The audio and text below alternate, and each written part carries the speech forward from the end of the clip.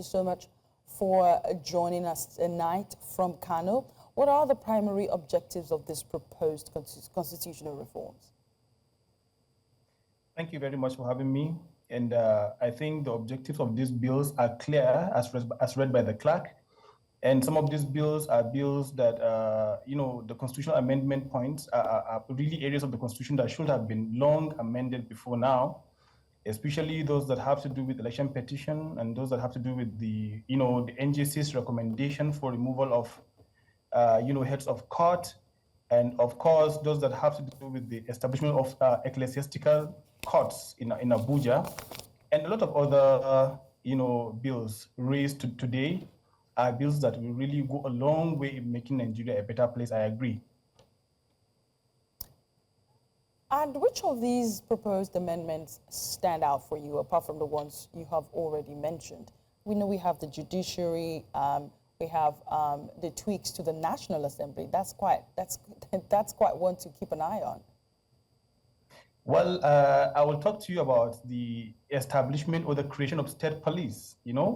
If you look at Section 214 of the Constitution of Nigeria, it clearly stipulates that you can only have the Nigerian police force as the only police that is, empowered to actually police the country.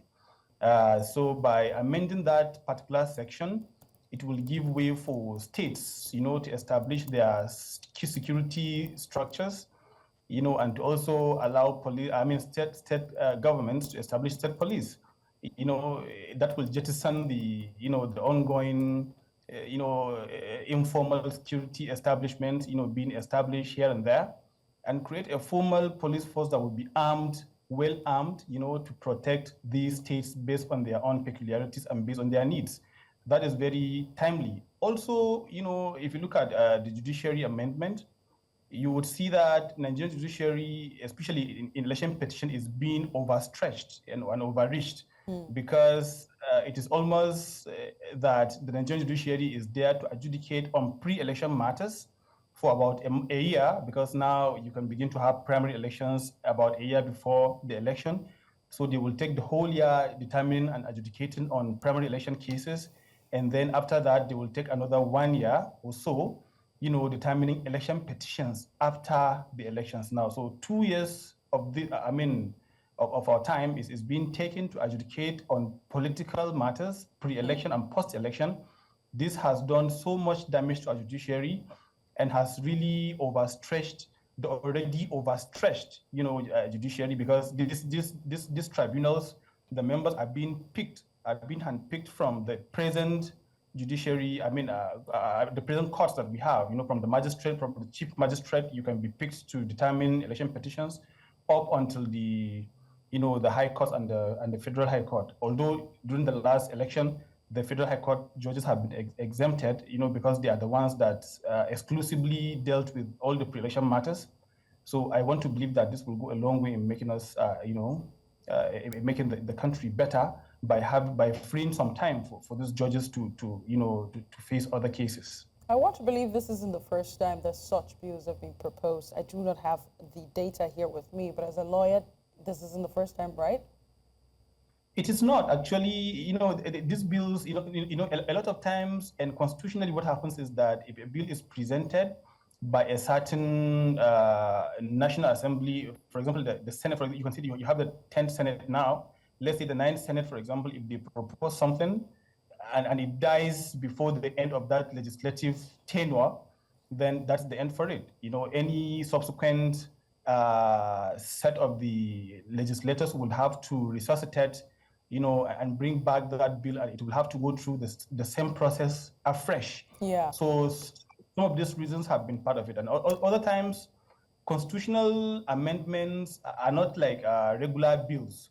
If you want to amend the Constitution, you would have to involve the states.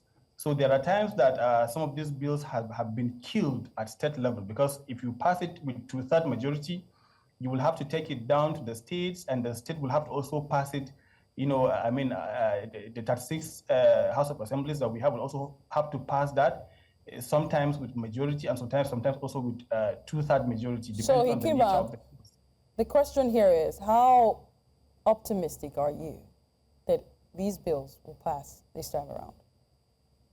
Will be signed into although law? I am not entirely enthusiastic, I would say, by the way 39 bills are passed on the same day, although it is not unconstitutional. The Constitution has not said you cannot pass such number of bills on the same day, you know, but looking at the legislative process, you will have to read these bills for the first time, which we call the first reading. You don't debate anything, you just read the title and the purpose. And then you go to the second reading where it is, you know, debated, the general principles are being debated. I really expected a National Assembly which is divided across party lines, you know, to have to debate this. I understand the majority leader has asked for, keeping aside some of these rules, but I expected the minority leader, you know, to do something about that, you know, to have some semblance of debate. Right. Thank you so much, Abba Hikima, a constitutional lawyer, for joining us from Kano tonight. Thank you for your thoughts. Thank you very much. Thank you.